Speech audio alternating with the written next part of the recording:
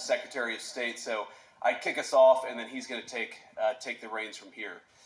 But let me just say a few things about what we're doing and why this matters. So I remember after our very wildly successful military operation in Venezuela, the President of the United States was talking with me and Marco and some of the other senior members of the cabinet, and he was talking just about how important it was that we ensured that the global economy had access to oil and gas many years in the future. And that, of course, is one of the reasons why we're interested in Venezuela, is because it has such a critical importance in this all-important resource called oil. And as much as we talk about the modern economy, the digital economy, the high-tech economy, the president said something that was very, very important and I think should inform a lot of how we think about future growth, which is that as much as data centers and technology and all of these incredible things that we're all working on matter, fundamentally, you still have an economy that runs on real things. And there is no realer thing than oil. And I would add to that, there's no realer thing. And I think a lot of us have learned the hard way, in some ways, over the last year, how much our economies depend on these critical minerals. So every man and woman, I believe, in this room understands what we're confronting together today. And I say together, and that is very much something that is at the heart of Secretary Rubio's initiative, and as he said, at the heart of what we're trying to do all across the administration, is recognize that this is something where our alliances and our friendships can really help one another. We're all on the same team. We're all rowing in the same direction. I believe that in this room, we have close to 2/3 of the world's GDP represented. And so we have the capacity to make ourselves more independent, more self-reliant, and that's what we should be doing. Now, we know that today, the international market for critical minerals is failing.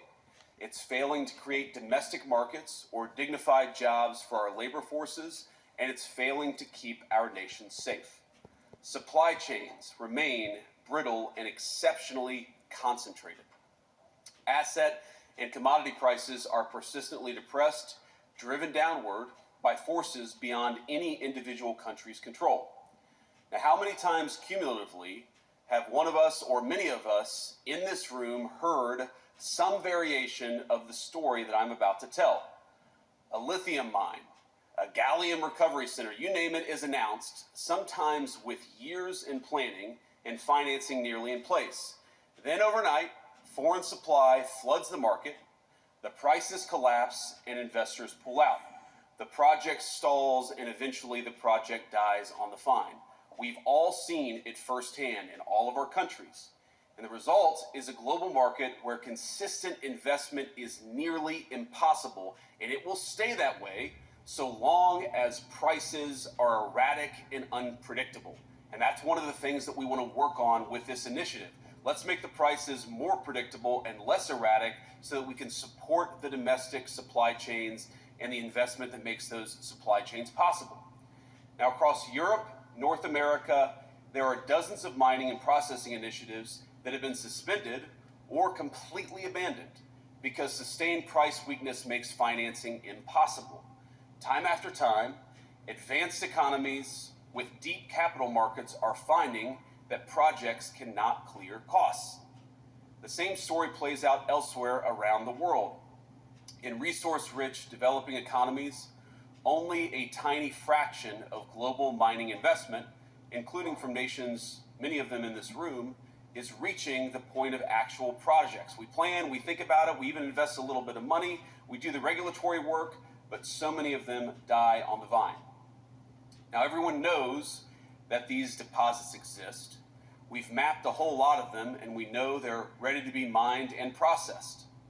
But capital can't reach them so long as investors lack confidence that those markets are going to remain stable for long enough to justify the long-term commitment. That is the problem that we confront.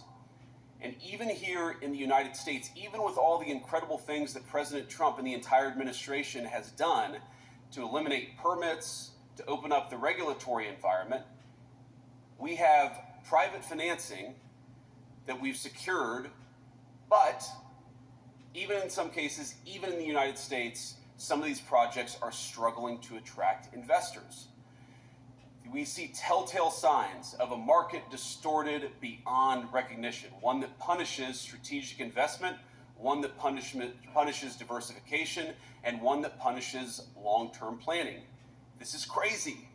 We should have the kind of global markets, the kind of domestic markets that reward long-term planning, that reward strategic thinking, and that's exactly what we're trying to do. I think every single one of us represented in this room has become dependent on arrangements we did not choose, and right now, arrangements that we cannot control. We all face the same vulnerability: access to the things that protect our people and sustain our way of life. Everything from missile defense systems, to energy infrastructure, to advanced manufacturing, to emerging technologies. The fundamental supply chains that support these industries sometimes can vanish in the blink of an eye without any control or influence from many of the countries in this room.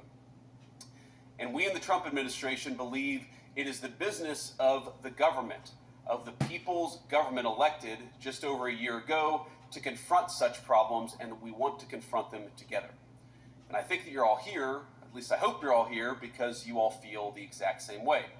To office last January, barely a year ago, with a clear mandate to reindustrialize the United States of America and return American workers to the center of our economic policy. And that is what we are doing. And I want to tell you just a little story about one of the very first meetings I had with our Secretary of Commerce and the Secretary of the Treasury, two great people, two great business leaders.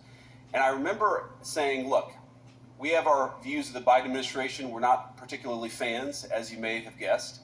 But setting that to the side, surely the Biden administration put together a list of the critical industries, the critical technologies, the critical manufacturing facilities that are supported by these rare earth minerals, these critical minerals.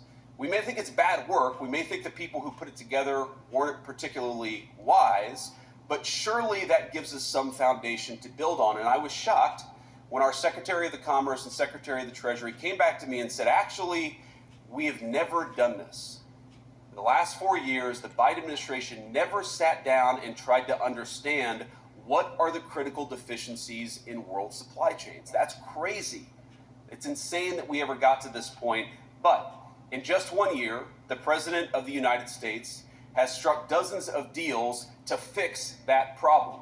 Domestic and foreign producers are both included in this, and we're trying to ensure durable end-to-end supply chains for our country, but also for many of our friends. We've mobilized public financing tools at an unprecedented scale, providing up to $100 billion in lending authority for critical minerals to the Office of Strategic Capital. Marco's now a venture capitalist too. He's got many jobs. We've overturned old orthodoxies and taken direct stakes in high-value mining and processing companies. The United States had not built a primary smelter in this country since 1980, before I was born, 4 years before I was born. In the last month alone, we have announced two, one of which is already fully funded. And on Monday, the Trump administration announced Project Vault, America's first ever domestic critical minerals stockpile. With these moves, we intend to build an ironclad network of new industrial supply chains to span the entire nation. We're going to create good-paying jobs, skilled jobs for the American labor force, and those people, those great workers, are going to be securing a new era of prosperity for American families, and I believe for many people all over the world. But we seek to make sure our friends and our allies are part of this and that you all are covered as well. Our goal here, and the reason why we're doing this conference, is to align trade policy, development finance, and diplomatic engagement towards a shared strategic objective. And that objective is very simple: diversifying global supply in the critical minerals market while strengthening the partner countries who help all of us in this shared effort. Over the past year, our administration has signed agreements, we have launched many joint initiatives, and we have committed extensive resources with many of you in this room, with many governments, and our work extends across disparate regions and all stages of the value chain. We've convened this ministerial in an effort to accelerate that shared work. So this morning, the Trump administration is proposing a concrete mechanism to return the global critical minerals market to a healthier, more competitive state. A preferential trade zone for critical minerals protected from external disruptions through enforceable price floors. We will establish reference prices for critical minerals at each stage of production, pricing that reflects real-world fair market value. And for members of the preferential zone, these reference prices will operate as a floor, maintained through adjustable tariffs to uphold pricing integrity. We want to eliminate that problem of people flooding into our markets with cheap critical minerals to undercut our domestic manufacturers, because we know, of course, that as soon as they've undercut our domestic makers, the domestic markers, they leave the market, and the people who undercut them then jack up the price to a completely unfair level. We're going to fix that problem. Together, we want members to form a trading bloc among allies and partners, one that guarantees American access to American industrial might while also expanding production across the entire zone. The benefits will be immediate and durable. Regardless of how much material flows into the global market, prices within the preferential trade zone will remain consistent.